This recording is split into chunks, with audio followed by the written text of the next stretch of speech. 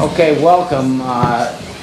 This discussion is going to be in place of your regular AA meeting, so if it's okay with you, we'd like to just start it off with the Serenity Prayer, and then we'll get right into the history of this place.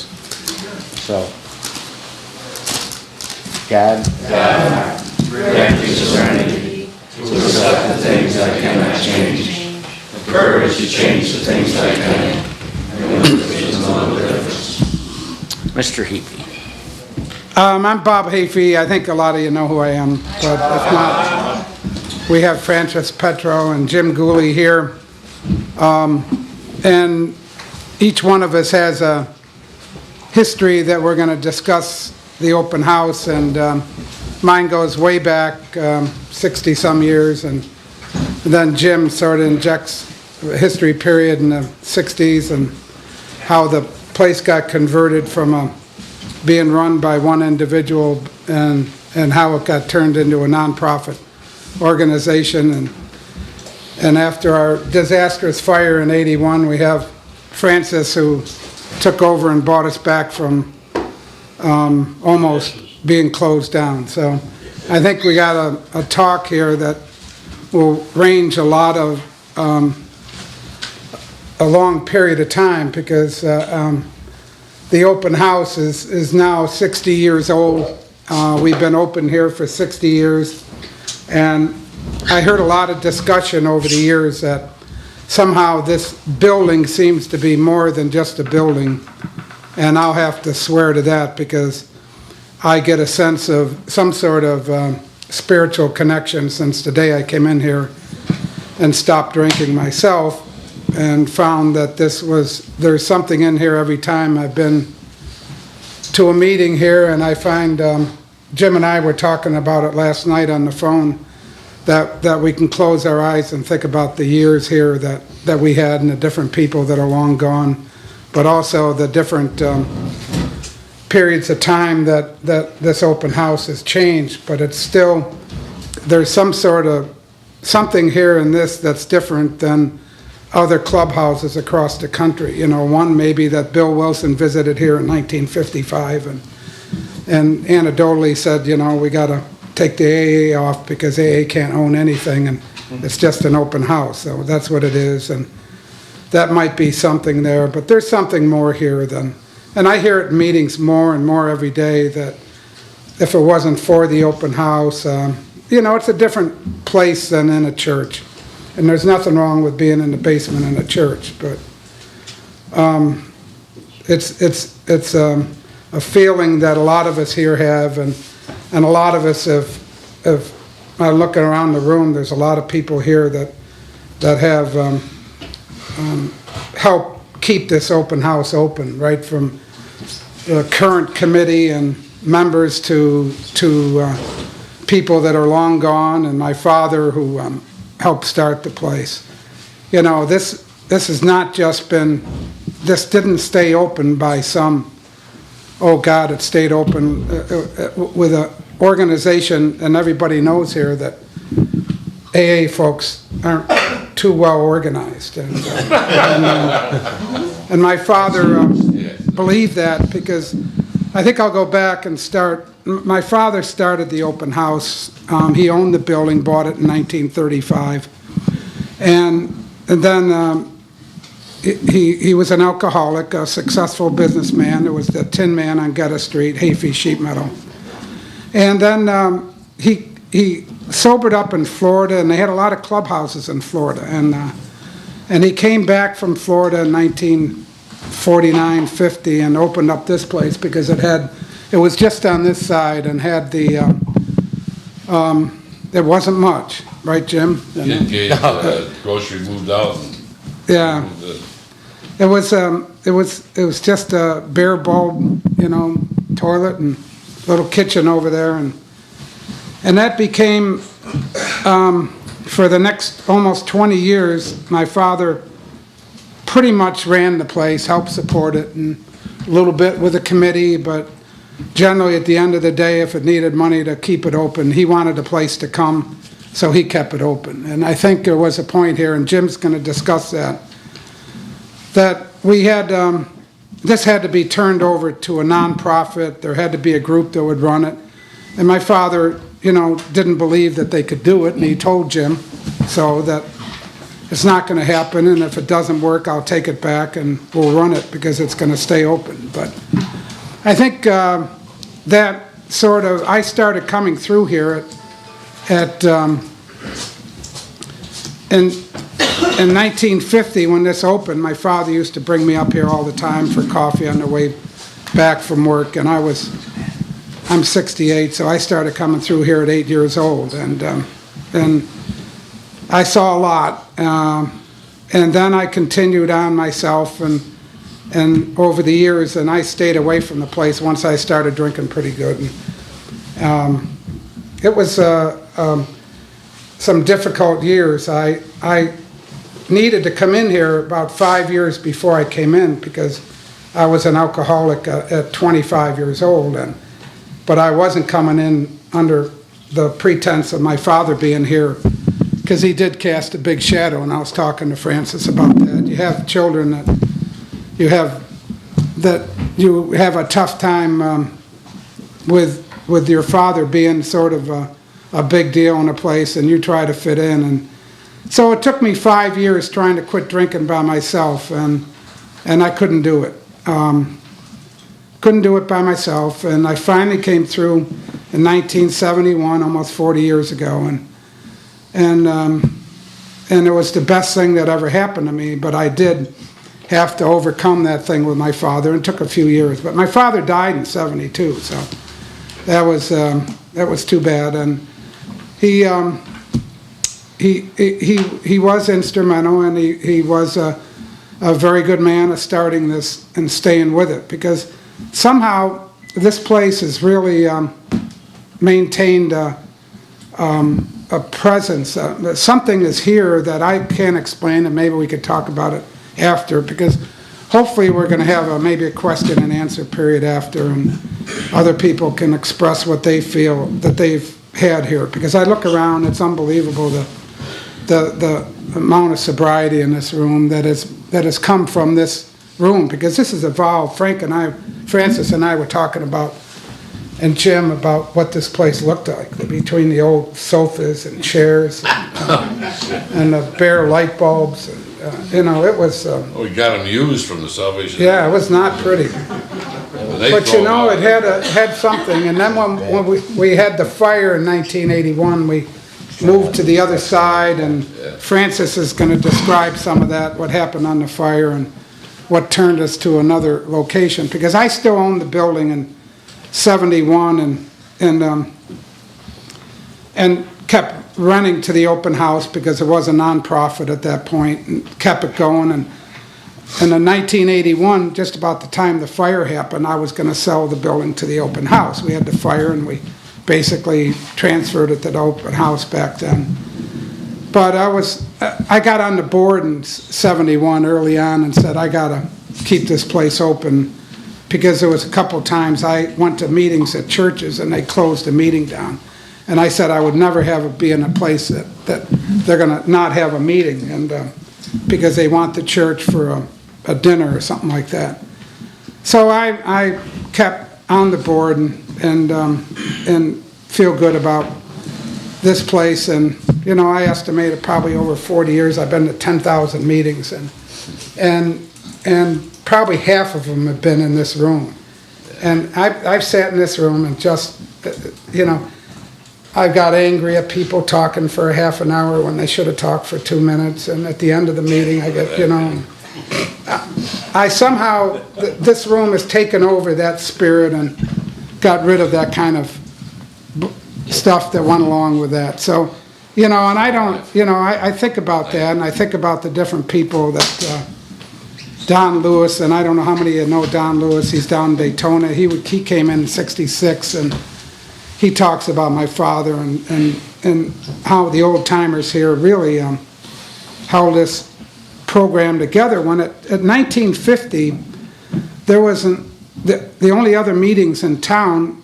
I don't know if there was any in town. Was there? I don't think so. There was Rome, Utica, Fulton, and that was it. I mean, and then they finally started some meetings here at the Village Group and some of the other ones around town, the Onondaga Hotel and the Pioneer Group and some of the other ones. And it was very difficult back then. And you wonder how people stayed sober, because it was so difficult to try to find sobriety. There wasn't much of it around, it was difficult.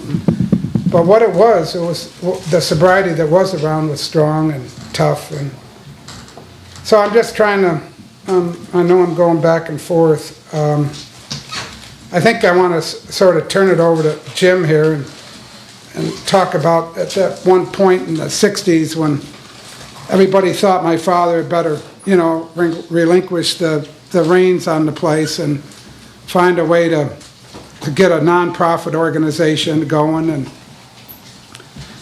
And I'm going to let Jim describe his whole period at that time and the next things that have evolved. The difficulty in that. It must have been tough trying to deal with my father on that one, I'll tell you. I can't... Well, your father wasn't always the easiest person to deal with, but he was fair, but sometimes you had to let him think about it. When he'd walk in the door, Art would come down early and open up. The rule was that the first person in the door started the coffee and mopped the floor. So you'd see about 4 or 5 guys hanging back outside. They didn't want to be the first one in. The big thing that was going around town was that, and why some people didn't come up here, was that when there was a meeting for the Village Group, because we met 3 days a week then, on Friday, mid-noon, Saturday night, and Monday night, that the money that was collected would be turned over to Mr. Heafy. Well, in those days, if there was a dollar bill in a basket, there was some high roller in the crowd. It was mostly change. So believe me, the money that was turned over to Art was not keeping this place open with the heating bill and the coffee and everything else that he supplied. So 9 times out of 10, he was digging in his own pocket every month for NIMO and everything else. So I came in '68, in fact, December, this month's my anniversary. And it'd be 42 years if somebody's trying to do the math. And Would you come in when you're 10? and I was 30. I was 30, but I was beat. I looked like I was about 50. Sort of like you did, David. So I got to talking to a few of the guys and 2 of the women that would come in, Marilyn Moynihan and Lee Elm and a lady named Arvilla, tough as nails, Arvilla. And I said, I think I can get this place going and separate the Village Group from the open house. The meetings downtown in the private club down there, what was the name of it? 24-hour. The 24-hour club, you had to be invited to it, and you paid dues, and all these guys, my uncle Bushel included, and Bob's father, belonged down there, and they'd play cards and talk about everybody that wasn't there, just like we do. But they wouldn't come in here because the money from the collections went to Mr. Heafy. Okay. So I read the rules and regulations and the traditions. Okay. I called New York. I said, I want to do this. What do you advise? They said, get a strong bunch of people in back here because it's not going to be easy. And some people still today believe AA owns this building. But Syracuse Open House Incorporated, it's run by alcoholics and non-alcoholics. And they rent the rooms out so that Alcoholic Anonymous meetings and other meetings can be held there. That's the bottom line. But how did we get there? So I went to Art and I said, Art, I've got a few people with me and I'd like to take over the responsibilities of this building and let you enjoy yourself and not have to be down here all the time and worrying about paper bills. And he looks at me, and I was 30, he was 60, probably, at little rough around the edges sometimes. Depending on where he'd been the night before. 60. Putting up with him. Owned race horses down in Vernon. If they won, he was good. If they didn't. And they didn't. So he said, that's been tried before. I don't know who tried it, but I said, let me try it. If I can't do it, I'll give it back to you in the same condition that we took it over. So he must have been in a good mood and wanted to get rid of the responsibilities of running this every day, so he said, go ahead. So we had a committee, and Jimmy, I'll use last names because you don't know if they're alcoholic or non-alcoholic, because this is the open house. Jimmy Dwyer was there, Jimmy Bevins, Marilyn Moynihan, Arvilla, and me. And we went next door to the restaurant, and on the back of a napkin, we drafted up how we thought this place should be run, how we were going to have committees to do it. And I took those to Art, and I said, Art, here's our proposal. And he says, on the back of a napkin? I said, what's the best we can do? So he said, well, go ahead, you go a little bit further than that. So we did. We drafted up some bylaws on a sheet of paper and that kind of stuff, just to give us an idea. And what we wanted to do was to get representatives from each group and come up with enough people to sit down, talk about it, tell them what needs to be done, how much money it's going to take to keep this place open every month. It didn't work out quite as easy as we thought, because still, you know, nickels, dimes, and quarters were coming in the basket, and now they're coming to AA, and now we're trying to figure out, well, how much rent, and then we figured out, well, if we just take care of the expenses, we'll be doing good. Well, there was 3 or 4 of us at the end of every month would be digging. If you had it, you put it in, because the money wasn't there to take care of NIMO, and the money wasn't there for the phone. So things started to get a little bit better after a while. We came up with committees, and how many years the people had to serve. I mean, you know, the guys that are going in and out every week, you don't want to be giving them the bank accounts, you know? So, you know, the president had to be sober for a year, the vice president a year, all the officers had to be at least a year sober.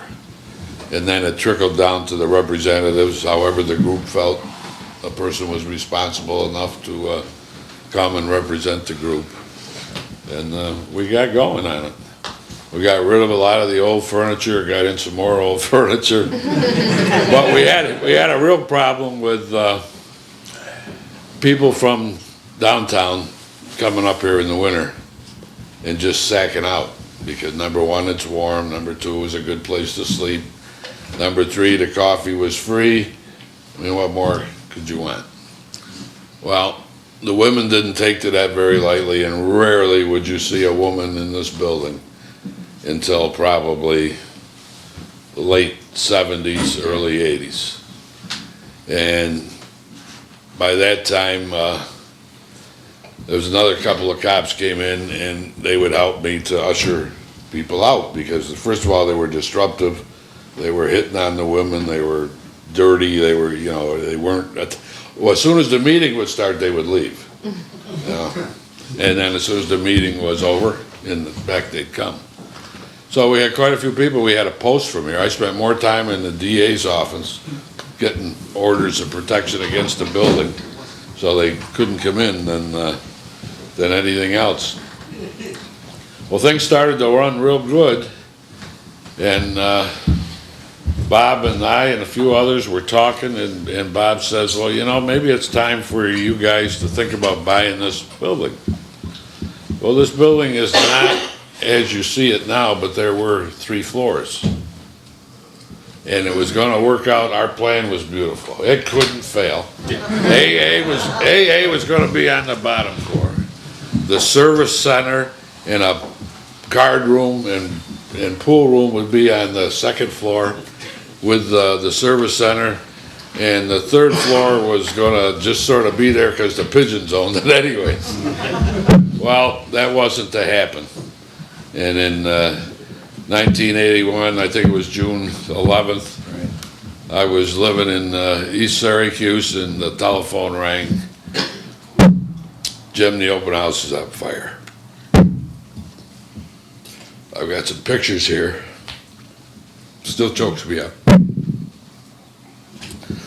I happened to be a fireman in East Syracuse. I always had my gear in the truck. I came down here to see what was going on, and at that time they had the fire out and they were overhauling. And I said to the officer in charge, can I get in there and salvage some stuff? And he knew me, so he said, yeah, if you put your stuff on, you can go in. So we came in and we saved the steps and traditions and a couple of coffee pots and some of the old sayings that were around, and that's about what we were able to salvage. And if you'd heard me tell the story when he calls himself Petey now, comes in with the false hair on his head, that he goes out the door with the 12 steps like this, and he's standing out there. Now there's a photographer out there. So I said to him, you know, this is AA stuff. We'd prefer you wouldn't take any pictures. And he says, okay, but we didn't know it. He went across the street and hid between two cars. So here I am, and here's Pete, and he takes the picture. Boom. Now Pete's a respected banker in town. Here he is coming out of a burned out building with steps and traditions that really wasn't too good for his image. The guy that interviewed Pete used my name. So he covered up for it that way, and then he called up another friend, Hoffman, from the Post-Standard and the Herald Journal. We used to have friends at high places, and in fact we still do. And he said, can you pull that off the front page and just kill it? And bang, it was gone. It was not in the 3 o'clock edition. It was gone. But every time Pete comes to town, I pull that out. So now we're stuck with a big problem. What are we gonna do? First of all, we didn't own the building yet. The Heafy still owned the building, but we were in negotiations.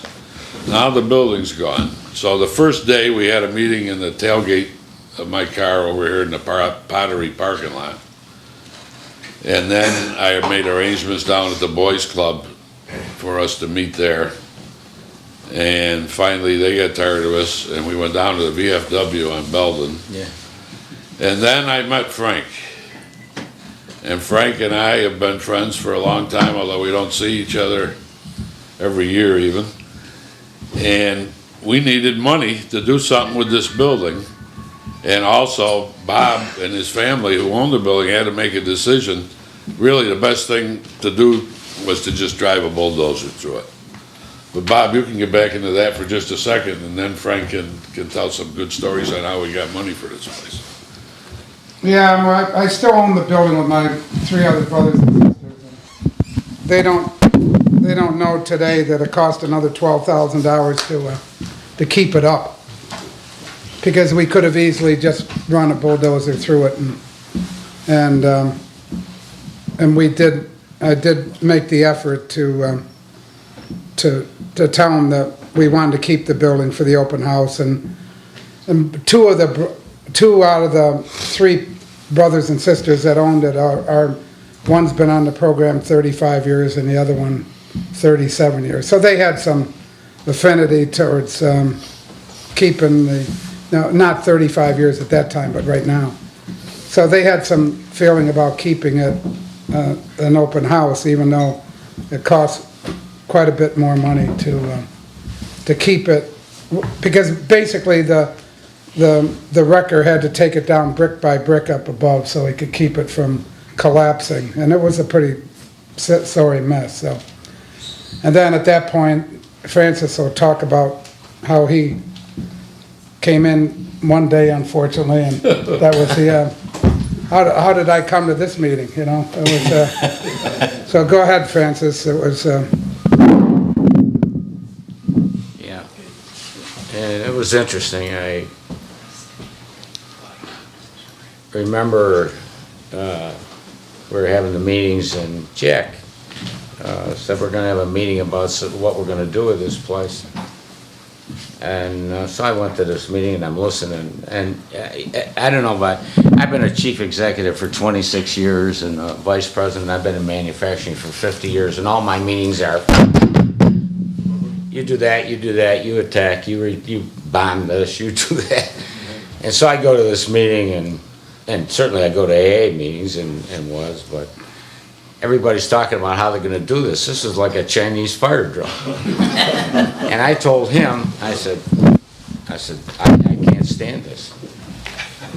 I said, if this is what we're gonna do to rebuild this, I'll be 97 years old and nothing will ever, I said, I can't do this. And I said, I'll get the roof done, I'll get that shit done, and I'll get guys in here to sandblast, but I'm not going to any more of these meetings, I won't do it. And I said, I just can't sit there and listen to this. I'll be 200 years old and we won't have the lock changed. And in the meantime, well, we did. We started getting, and Jack and a whole bunch of people, remember, Mike and a whole bunch of people. We got sandblasters lined up. We had to finish taking the roof down, and we had to put a roof on because this was 3 stories and then it was all wrecked. This was Not there. that wasn't there. This was a wall, and there was a bathroom there, and there was a kitchen. This place was a shithole. I mean, literally, it was My terrible. life started here, didn't it? And whatever. And but as we started tearing this stuff down to sandblast it and everything, we actually found that opening. Right, that opening was there. And we said, man, that's kind of neat, because we had gotten the other part. The Heapies owned both parts of this, and because of the fire, we had to do the roof on both parts. And so we're starting to do all that, and people were in here, and we were sandblasting, because all this was burned and scarred. And as we started sandblasting and cleaning this place up is when we found all these beautiful brick walls and stuff. And because they were covered. A lot of it was covered with paneling and different things, and all this stuff started showing up. And I said, "This is really a nice building." And then of course we were cleaning up over there and everything. Well, in the meantime, Bob, yeah, I know, but you, Jim, we were talking about they want to sell this. The Heapy family finally wanted to sell this thing. And so, a lot of people don't know this, but there were 4 people in the family. And there may have been more than that, but there were 4 involved in the discussions we had with them. They each wanted $1,000. So, they would sell us this whole thing for $4,000. So, the senator and I go down to the Salve Bank. you gotta get the roof money too. Yeah, to get the roof money and everything else. And so we're meeting with Art Trolley, God bless him, he's dead now. And he was the president of Salve Bank, I've known him for years. So we're in there talking, and we said, well, we need help with this and that, and whatever. And so simultaneously, because I was the vice president of Crucible at the time, and I started raising money from a whole bunch of other people, and including Crucible and a bunch of other things. But that wasn't enough to do all the things we had to do. And so we were talking about borrowing some money for this and that, and Art says, well, that's fine. He says, I'll do anything I can to help you. He says, but guys, he says, I can't loan money to AA. I mean, we don't do that. And he says, so somebody's got to sign these papers. So a lot of people don't realize this, but Mr. Gooley and I owned this building for 3 years. What, 2-3 years? Yep. And we used to sit here in meetings when people would talk and say, we're not gonna listen to that shit anymore, we're gonna lock it up. Kidding, I mean,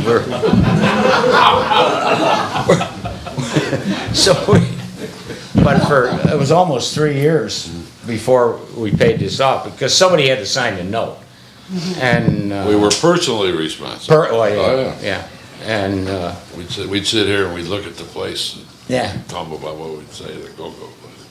Oh, yeah, we're gonna make it into a go-go place, because we Oh, it really looked good, you know? But all this brick and everything, I said, we could put a cage over there, cage over here. Oh, yeah, all all the way kinds of- down here. I said, whoa. bring them in. Yeah, we had all kinds of great plans, and none of, we were only, it was just, but a lot of people, I don't know that we ever discussed it with anybody other than the family, and, or how we did it. But over that time, and then, of course, we started having, as we did all this work, then you started having a lot more meetings. The village group started meeting every day, and then several years later, the 7:30 meeting started, another meeting started, and those things, because of the rent and everything else that happened, why the organization became much more self-sufficient and didn't rely so much on the personal support of a lot of individuals. But there were a tremendous amount of people involved. I can still remember when, after we sandblasted this building, there must have been 50 people in here trying to clean up the sand and everything else.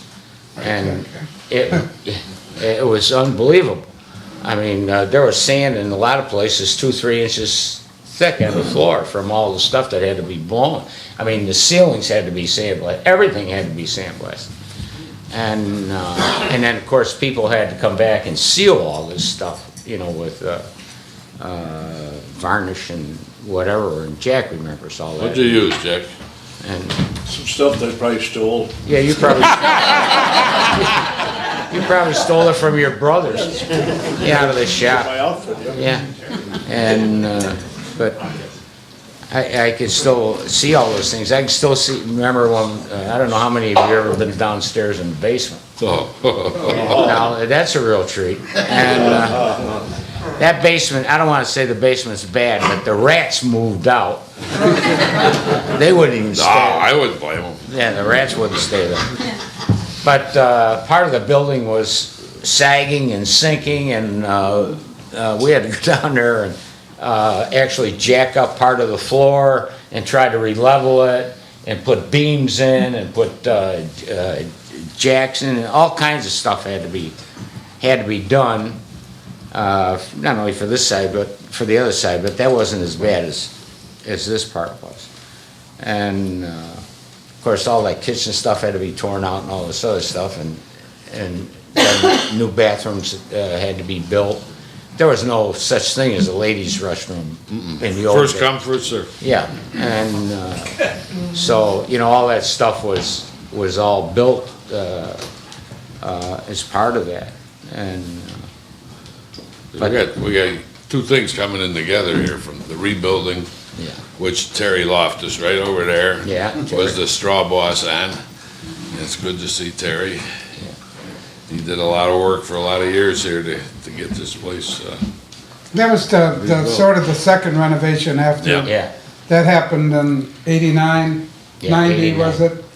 When we needed to redo the front. And Terry helped us with the city and county money, and then that's how, we're talking about different things evolve from different groups, and I'm looking around. That's George got a lot of funds for us and did some roof work and did these floors and tables and did some more stuff. And so we've had different people pitch in and do some unbelievable things to keep this place 60 years running. And Some of them don't even know it though, Bob. Because I can remember in the first rebuild, we would need it, but Jack and some of his cronies would make a list of materials they needed.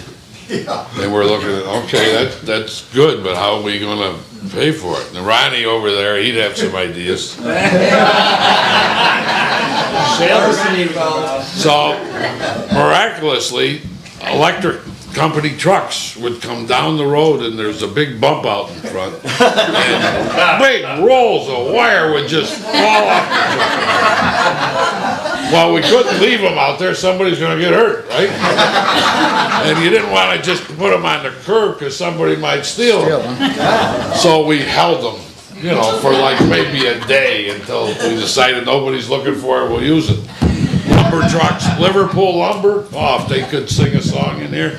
Every time their truck would go up, 2x6s, 2x8s, 4x4s are flying off the truck. That's how it works.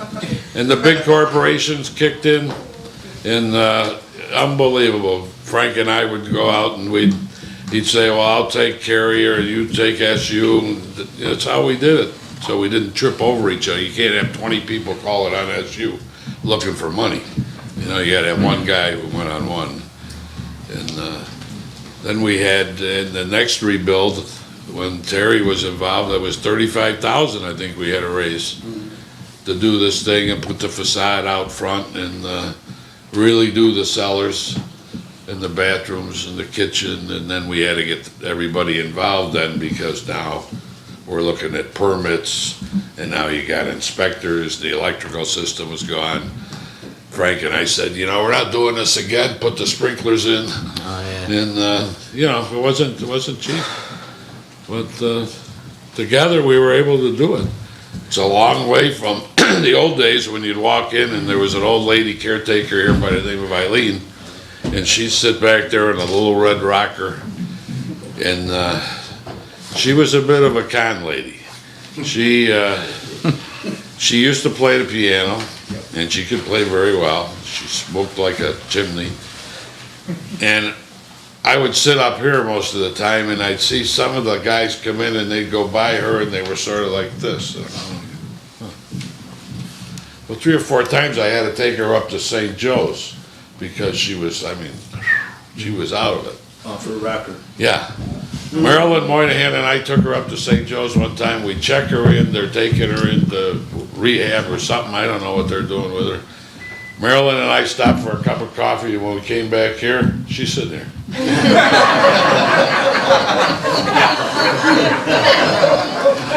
But she loved pills, and that's what was happening. Some of the guys were coming in, and they were dropping off, you know, a little bit of their stash to her.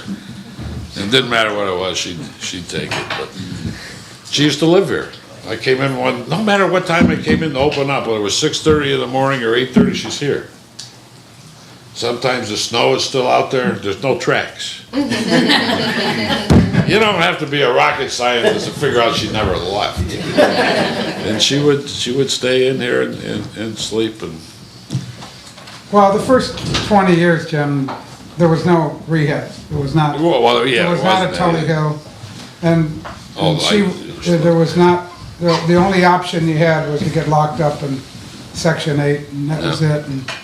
And this, people would come in, they'd sit here all day, they'd go home at night, they come back the next day. This was the rehab for a lot of people, and Eileen did help them yeah, she did. through that period, and that was some of the problem that we had here, because we did then get into the people coming up and showing up and sleeping in the things, but still, there wasn't any place to go for everybody, the rescue missions, and, but there's been, I think what we hear here, what we're hearing here is that there's just been a continuous upgrade of the facility, the people pitching in both money and time and effort over the years. Just the last effort, last year, when we had a roof that's been modified several times, but it was 30 years old, and modified again.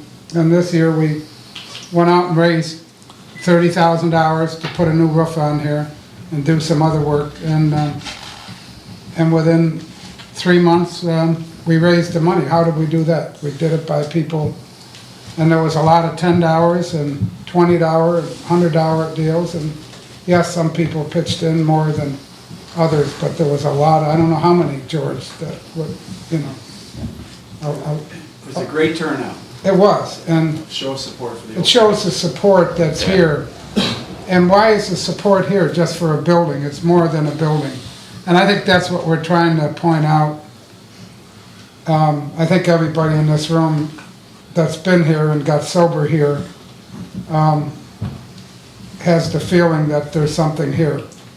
And I don't know what it is, and I can't explain it, and we talk about it, and go ahead, Joe.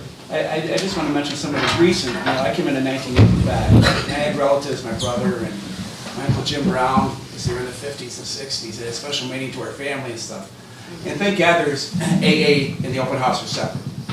because we had a tax issue in the late 90s.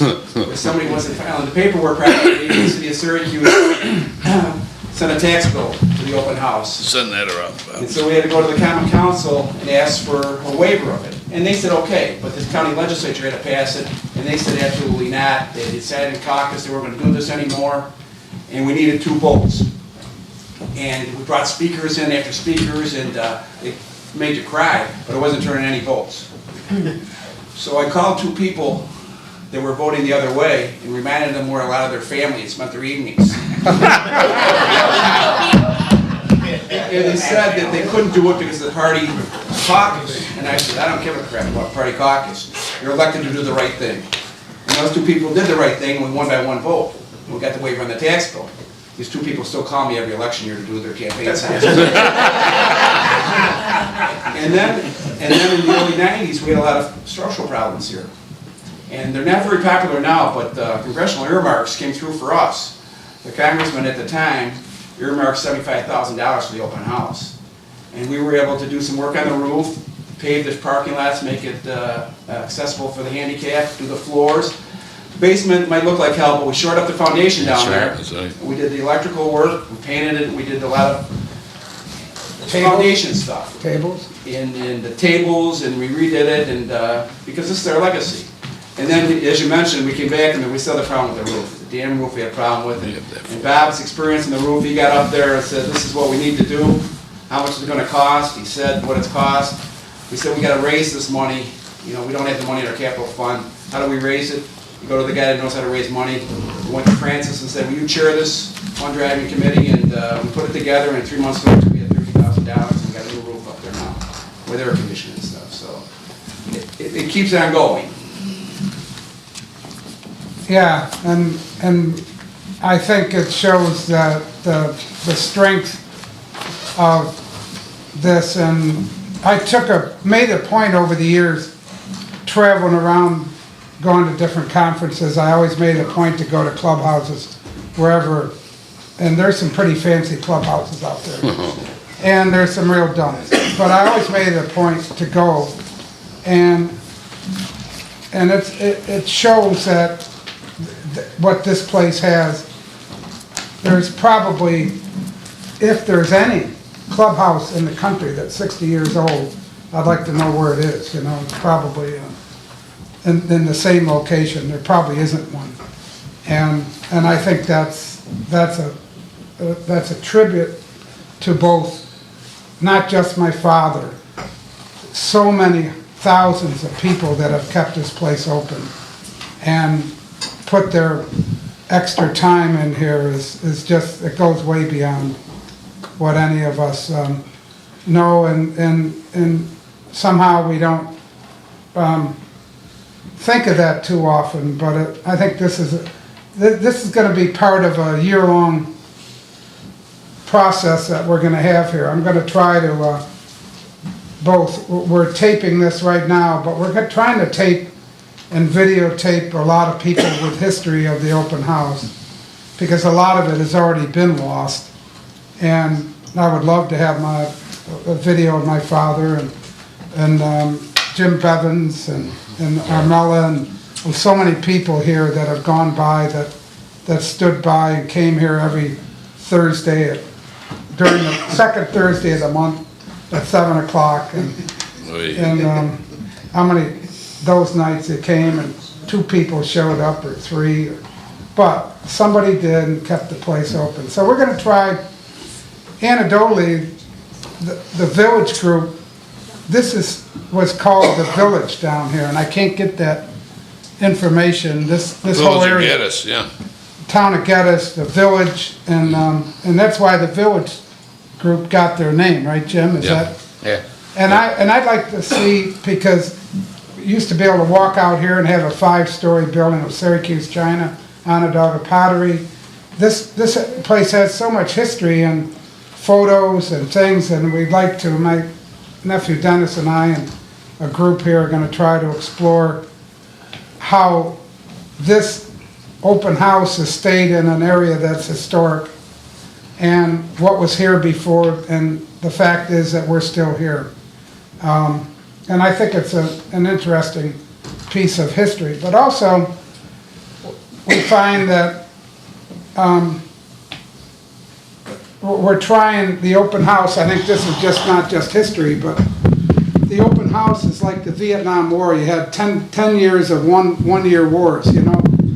All the commanders left and then a whole new group came in.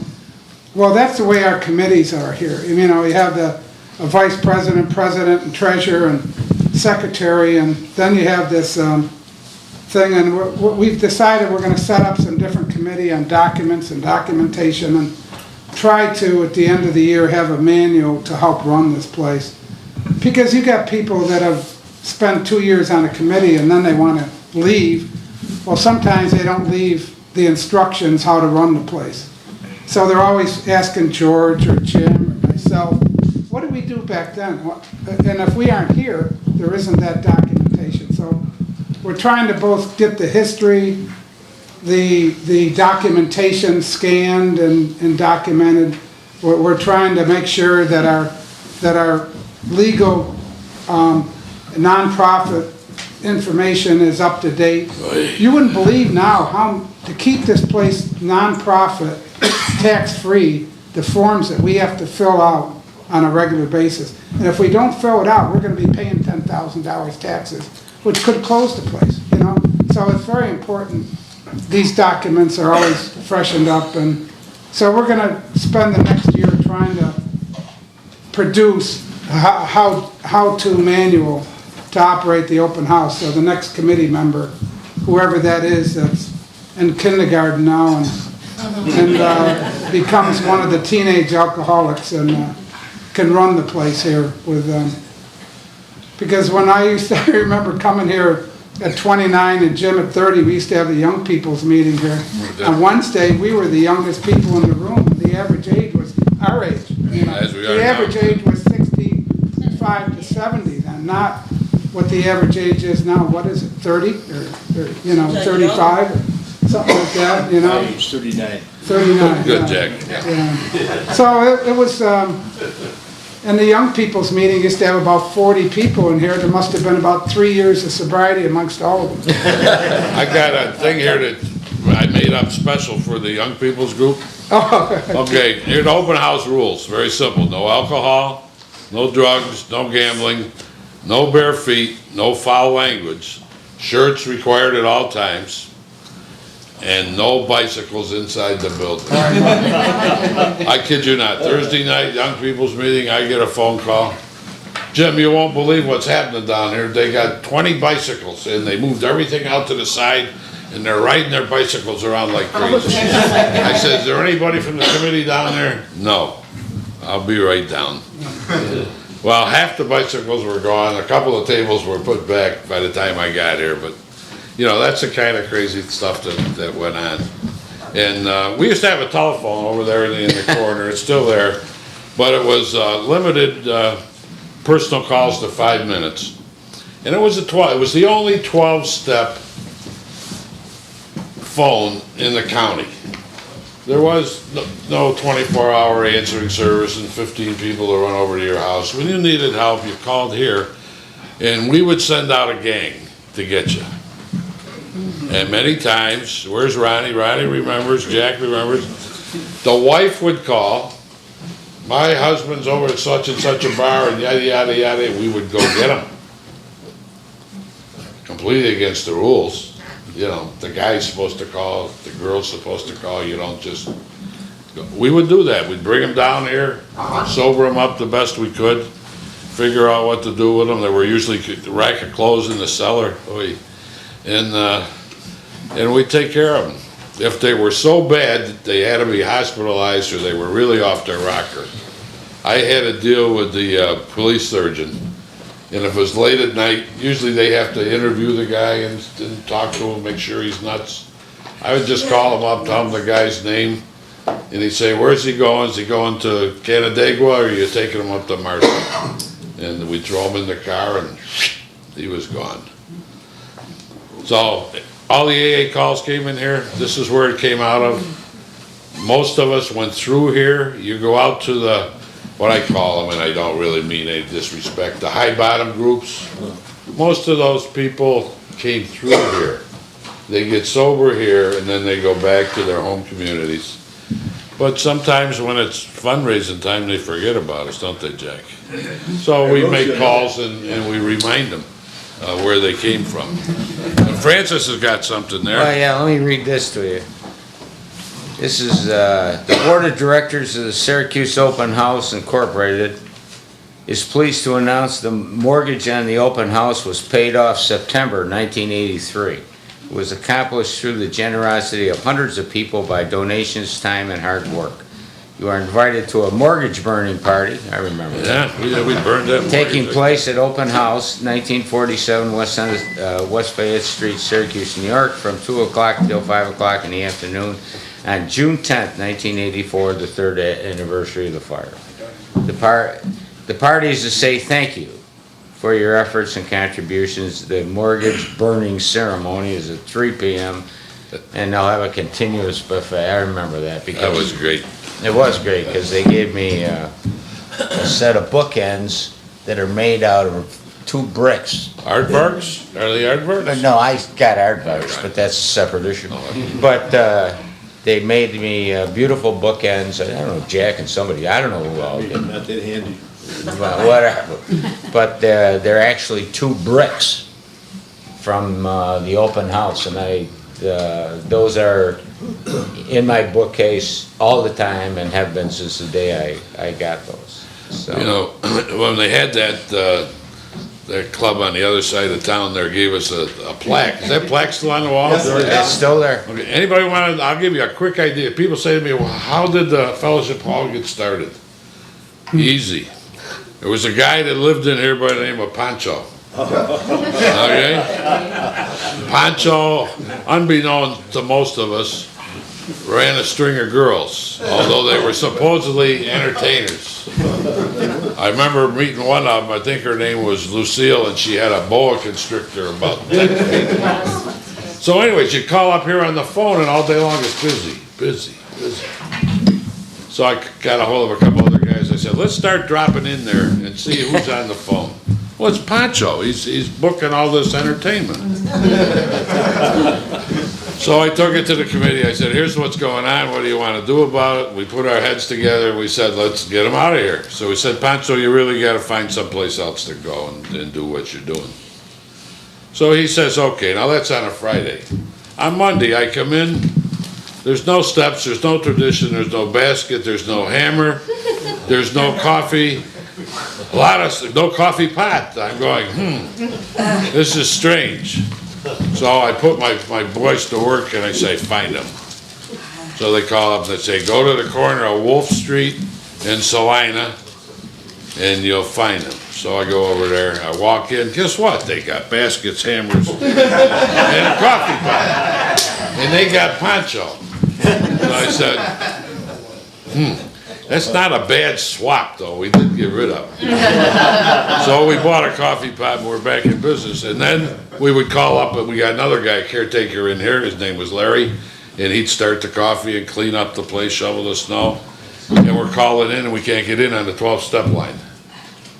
Okay, time to investigate it. Get in, Larry's on the phone. Come back 10 o'clock, Larry's on the phone.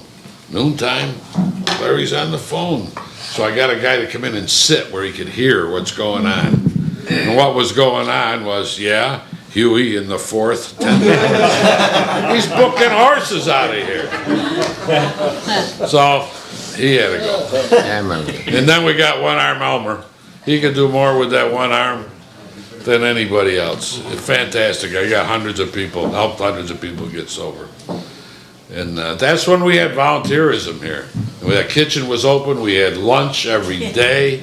We had a few problems with, I'm not mentioning any names, but it was open every day, the food was good. Don't ask what's in the soup. Because a couple of us hunters would bring in good stuff and we'd just dump it in the pot and we'd cook it. And away you go, so.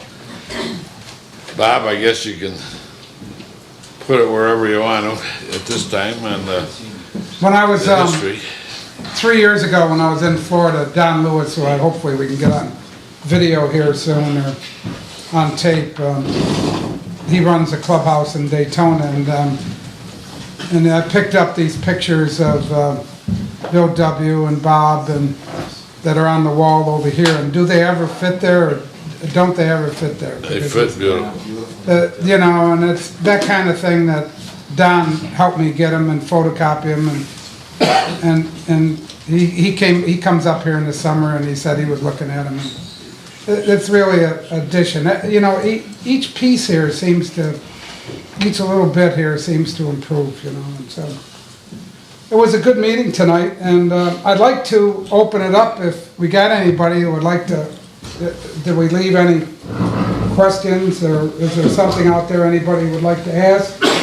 Because this is gonna be an ongoing thing here, and maybe we'll have another talk here in the spring or next summer or something, and, Bobby, yeah, what'd you do with the piano?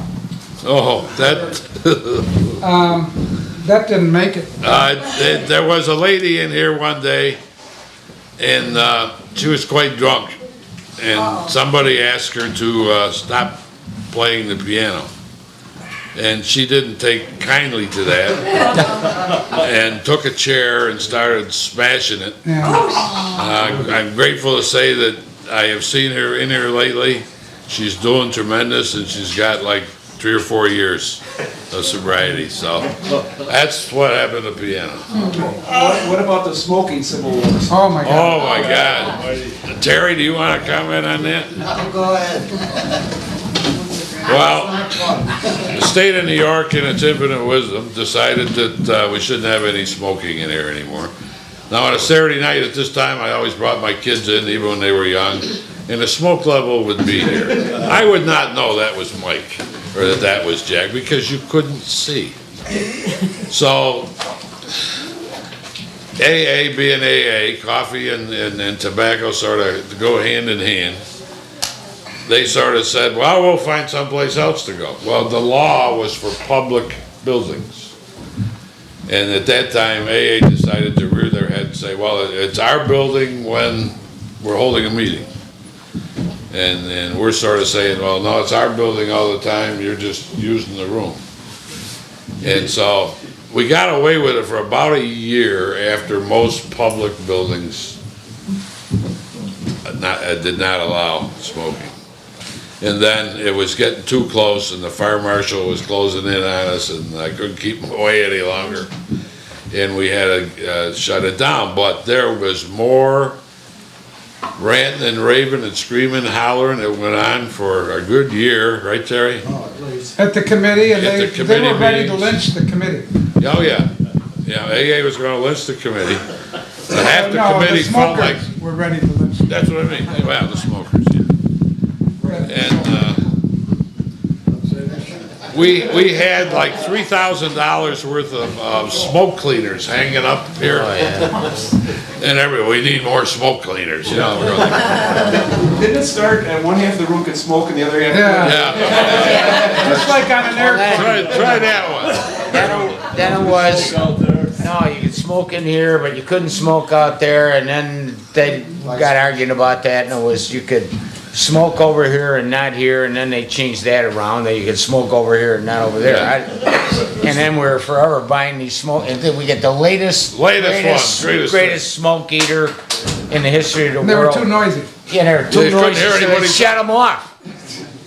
And we go to clean the filters, and after about 1 month, the filter looked like it was in a car engine for 325,000 miles.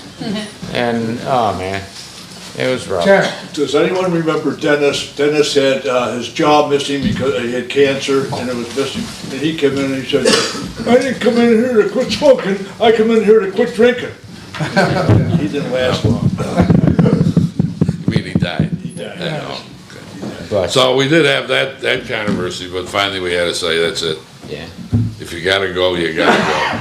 The groups finally decided, you know, it's really not such a bad idea for an hour. But there was a couple of old guys that would come in here on Saturday morning. These guys used to smoke cigars, but, you know, I ain't gonna mention any names. And they said they were gonna come here and they're sitting in that back row and they're gonna smoke cigars. And they got away with it for a little bit. Then they finally figured out the odds were against them. They ought to probably stop. We've had quite a bit of controversy in here over the years, but some of the people that followed me as president got stuck with some real beauties, some real tough times, right, Terry? That's right. And right, where's that list, Bob? You got it in here?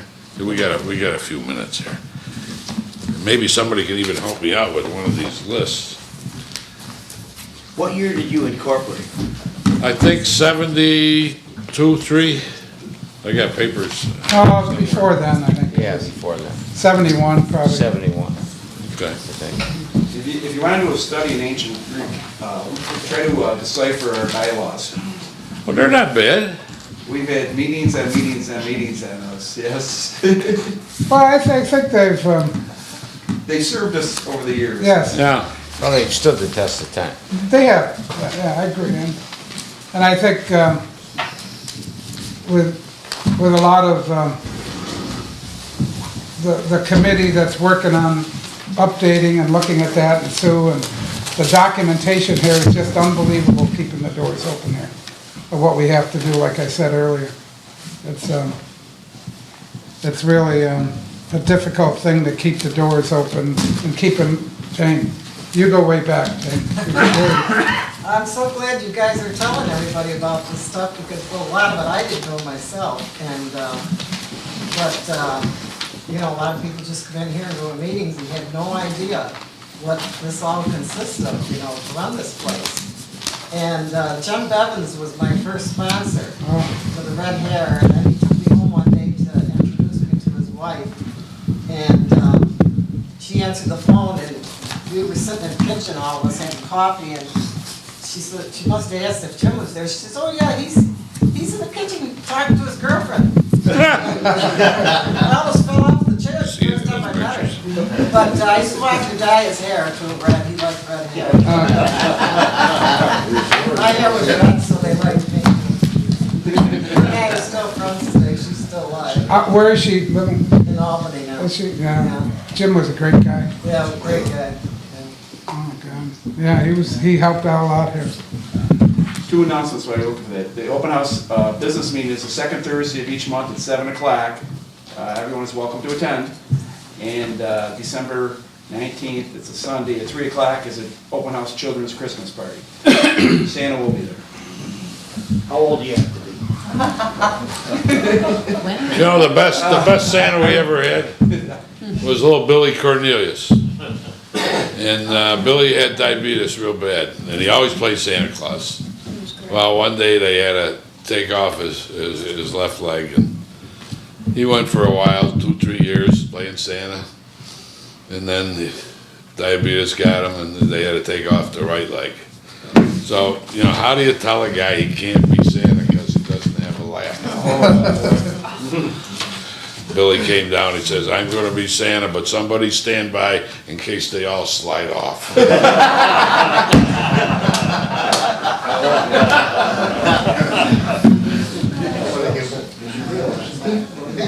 Jim, Yo, besides the steps and the traditions, what else survived the fire? Anything else? well, that one, the Serenity Prayer did. Most of the other ones, they got so much water damage that they couldn't, the old Bird of Paradise got lost, I guess. That's all right. You didn't like the Bird of Paradise? Are those the steps and traditions that were Right. here before the fire? Well, one of them survived and one of them had to be redone. 'Cause- One was redone. Yeah, one was redone. One that looks the brightest probably was, No, that's your head. where's your pink hat? A lot of stuff goes on here, on especially Friday noons. The Polish princess comes in and she reigns, and he comes in with a school bus jacket on, and he reigns. And Jack comes in doing his annual visit, gets his chip, goes back to I sent Ballinsville. my daughter in. Yes, send her in to pick it up. So somehow this place survives. Is it a holy place? I think so. I'll tell you this, whenever I'm undergoing any medical conditions, I sit back, I relax to the best of my ability. I close my eyes and I put myself in this room. And somehow it's okay. the serenity comes in, the higher power says you're gonna be okay. It just is. Just like Bob was saying, there's something here. And if you believe in this place, Oh, yeah. you get it. For over 18 years out of, I don't know how many, I was running companies where I didn't live here during the week. Including when my grandson died of leukemia, and I came back and forth every weekend for a year and a half. And then when I was running other corporations, every other weekend I'd come back, and every Saturday I'd come here. And I kept my home here for all that time, 38 years. And then I come back, and then I come down here. And yeah, I went to AA and all these other places, but when I was here, I'd come here. And I'd come here because of these kind of guys, and because of what it meant, because of a lot of all of you. And this place, and I can still remember the screwy meetings. I mean, that we used to have, and he and I were talking one time, we said, you know, if we really sat down and planned a Christmas party the way we normally do things, we'd have it in mid-February. By the time we all agreed on it. And we got arguing one night. I just was listening to all the arguments on how we're gonna secure the place. Oh, God. You remember that? So I finally made a motion that we change the name from the open house to the closed door. And they said, why are you saying that? I said, well, you're bound to determine to lock the goddamn place up, because we want to make sure that No the drunks last thing get in. we want is for an alcoholic to come in here. And then that died down, and we, Or some of the problem with that was that in the other room, we had 2 cigarette machines, yeah. candy machine and a Coke machine, and a big safe, dropped your nickel dimes in. Well, we were replacing the front door, even though we locked it 3 or 4 times a year. They'd bust in to try and get into the machines, which they usually could not get in. One guy must have got so pissed off that he went and somehow, this is a big safe like this. Stole the safe. Stole the whole safe out of the floor. The safe. The whole thing was gone. I came in the morning, the cabinet safe was was apart, and the safe is gone. They found it about a month later out in the Seneca River. He never did get in it. He never did get in it. The money was still, the $3 or $4 day intake was still in there, and then we made a decision, now we'd put in a little safe and somebody had to clean it out every night. Yeah, who are you gonna trust to clean it out every night? And I understand, George, that they're still having problems, that's why you get the new little, Goes on, that just goes on, you just make Yeah. adjustments and, try not to make a big deal out of it. One But thing the- you do lack now, though, that I think you didn't like then, is back then it seemed like there was a lot of people with sobriety here throughout the day. yeah. And what happened was, over the time, that. Well, I think too, as the soft chairs went, where they couldn't come in and read the paper, and nobody wants to sit on a hard chair for 3 or 4 hours, that This went. is meeting topic. That'd get us stirred up. But the one I liked the best is there was a guy by the name of, somebody will know it when I start talking about it, claimed to be the smartest, Roger, the smartest man in the world. Touche. Oh, yeah.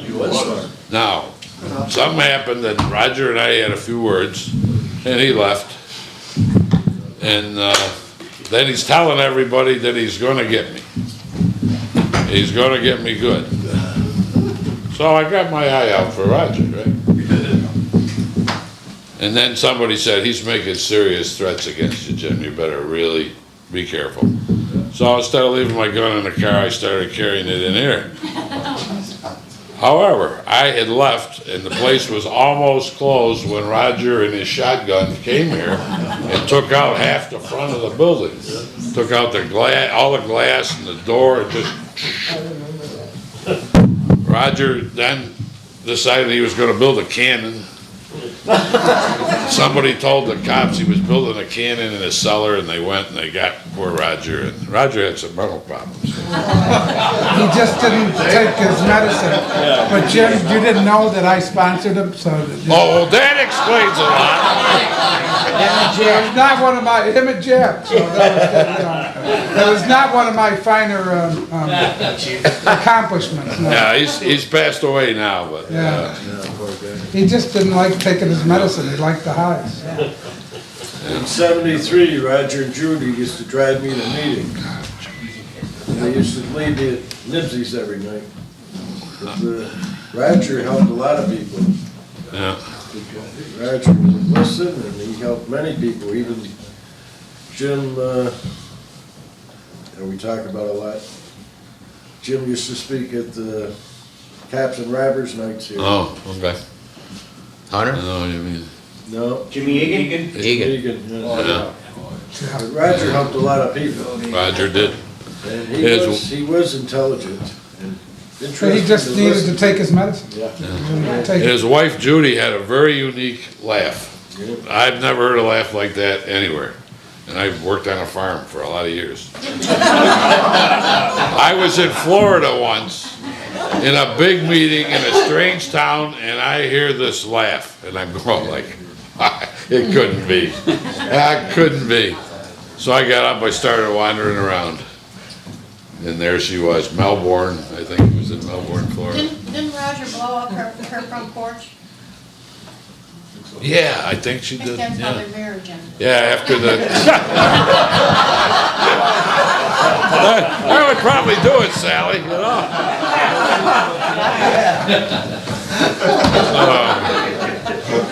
Yeah, so many stories to be told in here. And, you know, you could go on and on for hours. Just bring up somebody's name in the story. It'll come up, one guy, I won't use his name, but he used to, the only thing he could do was something around Percodet and codeine. Neil Irons. There goes the name. He had a regular routine around town at all these drugstores. And he'd come in drinking that stuff. Well, he wouldn't come in, he'd sort of float. You know, and nice guy, but man, he just couldn't kick that stuff. And there's so many problems today with the people that are dual addicted, and Yeah. I know that if I'd have been actively out there when this stuff started hitting with my addictive behavior, I would have been right into it, so. I remember a guy used to come in, he'd come in and he had a paper bag, and I guess he had booze in it, I don't know, he wouldn't open the bag. But he'd come in and he'd talk about, and he'd do this about every 3 months for about a year.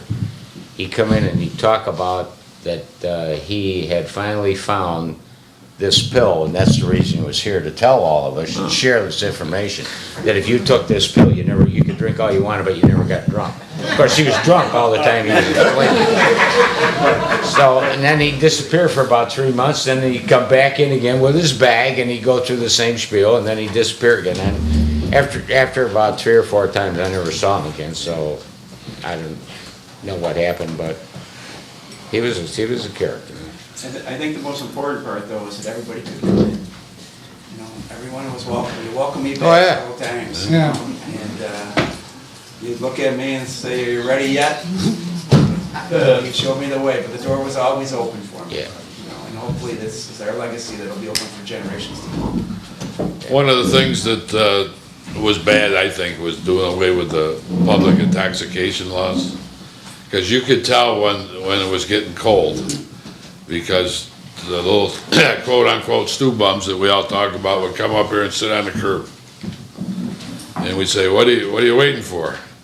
Well, we're waiting for a ride. Where are you going? He says, well, we gotta go do something stupid, so the judge will give us 90 days, and then it'll be spring, Yeah. and we'll be back. And they'd go throw a brick through a window over at the Pottery and just sit there and wait for the cops to come, because they knew they were gonna get 90 days of That's right. warrant. You know? Exactly right. You're the one I was talking to. Probably was, Marty.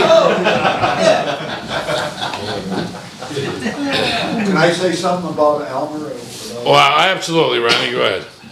You know, I wasn't the warm, sweet, wonderful human being that I am today when I first got here. You're a kid. I had certain flaws in my makeup, but, Hey, did you know you wear makeup? Talk to anybody, and somebody would come up and talk to me, and tell them, get the hell away from me. Yeah. And I tell my sponsor, how come nobody talks to me? I would go around and collect the money off people, I figured, I'm a con, he's a con, right? So, I give him money, this, that, and the other thing. I didn't really care, and one day I'm sitting there, and he says, what are you doing? I said, nothing. He says, come with me. So I said, okay, so I get in this car, he doesn't say, he drives to the grocery store, we bought all kinds of groceries, this, that, and the other thing. And we drive up to this little girl's house, and she had about 2 or 3 kids in the house and doing the program. He said, oh, and she says, hi, Elmer, and she says, your kids need food here. He hands her the food. He says, come on, let's go. We come back downstairs, and hop in his car. We pull back up here in the front of the open house and says, get out of my car. I stood there saying to myself, what the hell just happened? And all of a sudden it dawned on me, this son of a gun is doing what this program says. He lived in a little trailer out on Seneca River. He had a little party out there one time. Him and his wife lived there.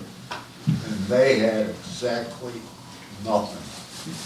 But they had something money couldn't buy. I mean, you know, he was kind to his wife. I said, well,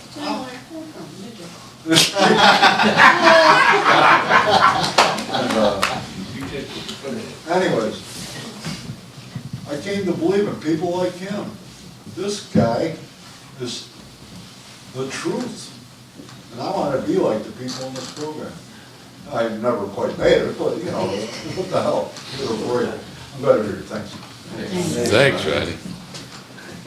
Probably some more questions out there. Is there no this guy here? Yes. Got this out of Carm's house, there, it's gonna go in a dumpster and get thrown away. I Oh, thought of you, I said, I'm gonna bring it in. okay. Picture of my cousin Bushel. I heard through the grapevine, I guess, that they tore down the houses over there. George, were you telling me?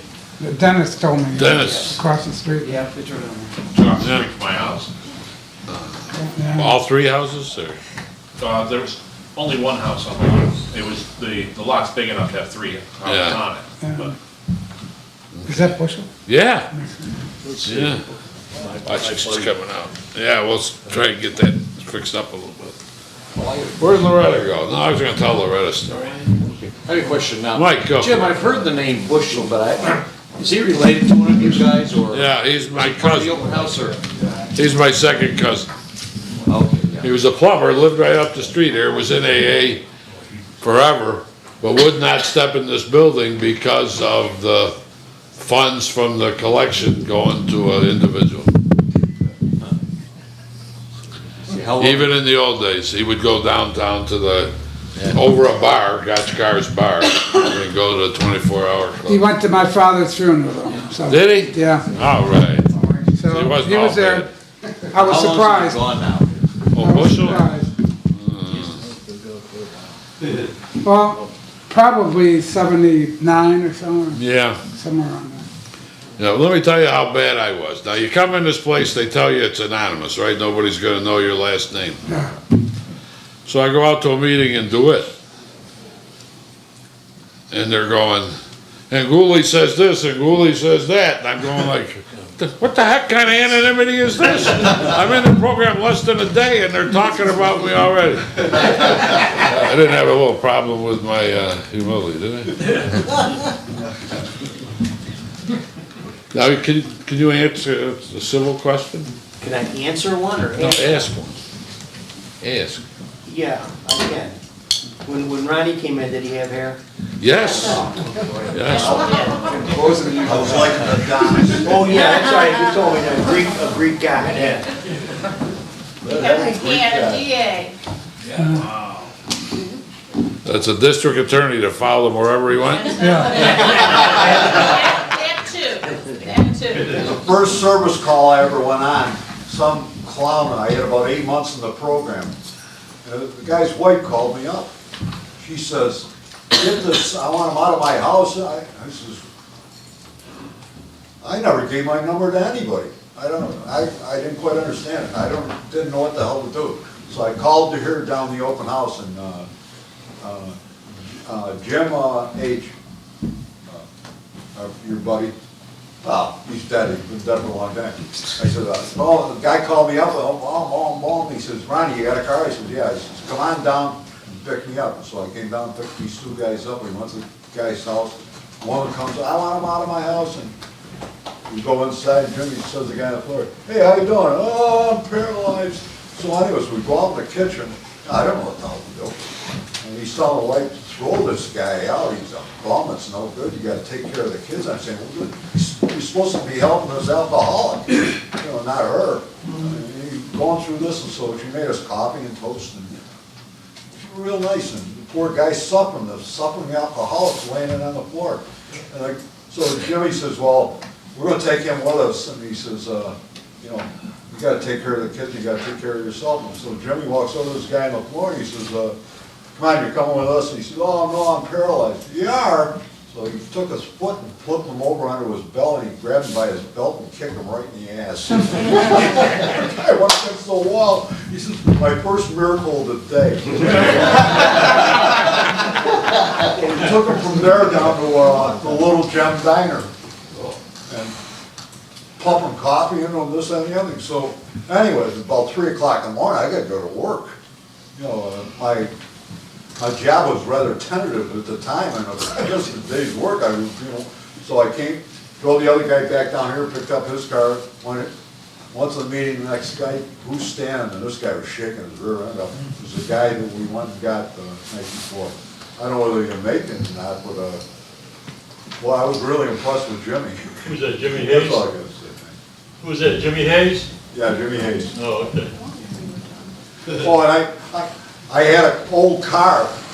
I gave him the car. It was an old station wagon. He lived behind this building for 2 years in that station wagon. Then he got on his feet again, got a job. He drove it for 2 more years, then he sold it. You think he'd give me the money? He's having that, right? Beautiful. Yeah. Mike? AA cannot accept contributions, but the open house can. Absolutely. In addition to times of emergency when you have fundraisers, are there provisions where people can leave money to the open house in their will? Do you have forms to help people do that? How can people contribute to the open house on a more ongoing basis? Well, George, I'll try a little bit. okay. Open House Incorporated is a nonprofit, and it's not associated with AA, but it tries to follow some principles of being self-supporting as best we can. And we're concerned about having too much money in the bank account, because then Not a we're good looking idea. at You lose your, becoming too, we'd be opening up things up on tap, Oh. educational stores. Yeah, so, while we accept donations, we try to be cautious that we don't have too much in the till. So I don't think I answered the question directly. Do we accept it? We haven't turned down donations, but we don't encourage large sums of donations. We just want to be what we are. We want to keep this building for future generations. We want to maintain it and keep it the way it is for 12-step programs, to have a safe and secure place to have meetings. We don't want to get into, some people said, why don't we buy the place next door? I said, what are we going to do with it? Well, we can rent out the apartments. Well, then we become landlords, Some people say, let's buy the property across the street. What are we going to do with it? you Turn it into can't a do, parking you lot. can't do that. 5013C organizations, like, I'm the chairman of Tully Hill, and that's what we are, and we have a foundation. That foundation exists, and it says any money that goes in there solely to support Tully Hill.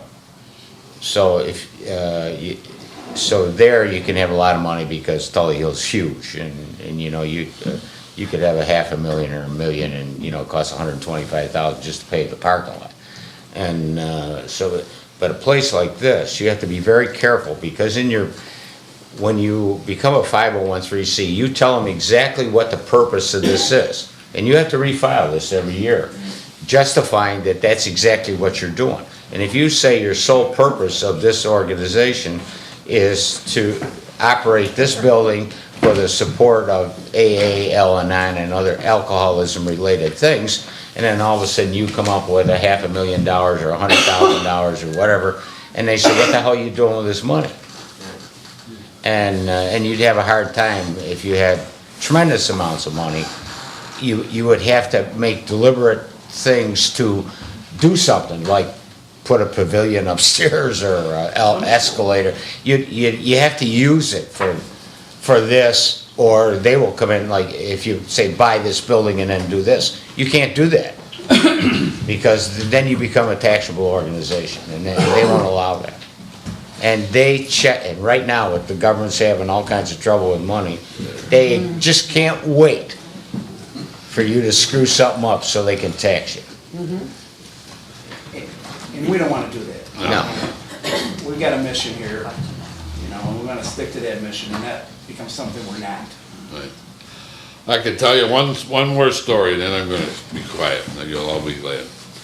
But this nice lady sitting next to me, she used to be a police officer. That's right. She's tough. One night she's on duty over here in the north side. She gets a radio call.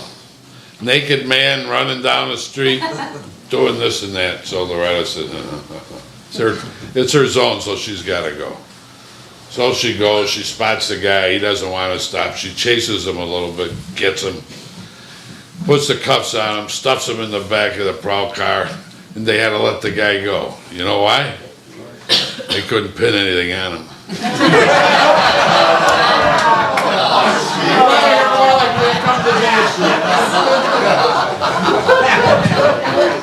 Talk about me. Yeah, let's go. I really didn't know where to grab them. I think. Boy, I should have.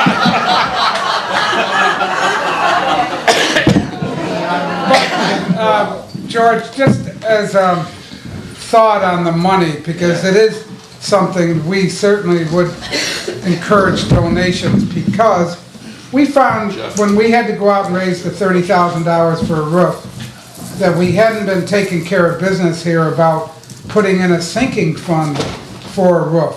So what we need to do here, and that's what we're gonna be doing over the next year, is looking at boiler replacement, Right. a roof replacement in 20 years, and we're gonna be trying to put away $1,000 a year for a boiler in the future, $2,000 a year per year for a roof. So we don't have to go out and beg for $30,000 every certain time, and it would look like, we try not to go out and do the fundraising. So to say we don't want money in the bank, we want money in the bank earmarked towards Right. projects. And that you can And do. other than that, we don't want any money. I don't want to give the wrong impression.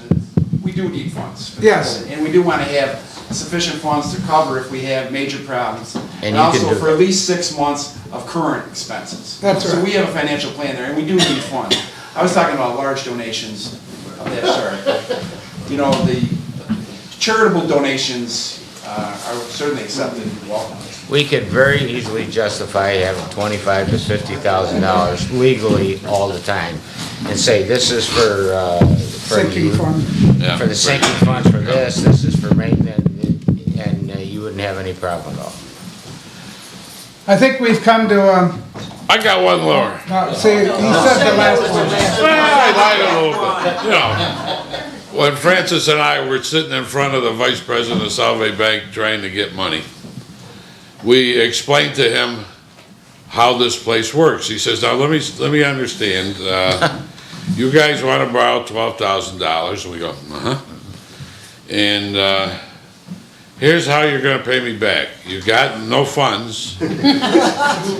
You own no property, because we didn't own it at the time. And you pass the basket around. And you're going to pay me back $12,000 in a year. Francis and I said, yep. He said, look, I got stockholders I'm responsible to. How can I go tell this story? I said, it is our story. It's the truth. And he said, I'll get back to you. And he called up Francis in about 3-4 hours, maybe the next day. Come get your money. So, you know, honesty pays off. If we'd have BS'd them, somebody would have known. And we paid it off in what, 6 months? Well, The 12,000. well, the 12,000 we paid off in less than a year. Then we went after the 35,000. Yeah, So, you know, you start off big and then you get them. That's it for me. Thank you for being here. Yeah, Some people here that I won't mention any names, it is a good thing we reinforced the floor, the roof, the walls, you know. No, Jack was here a week ago Friday. let's, Thank you all.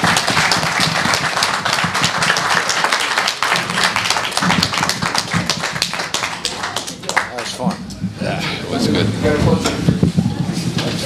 and we didn't even pass the basket, how's that?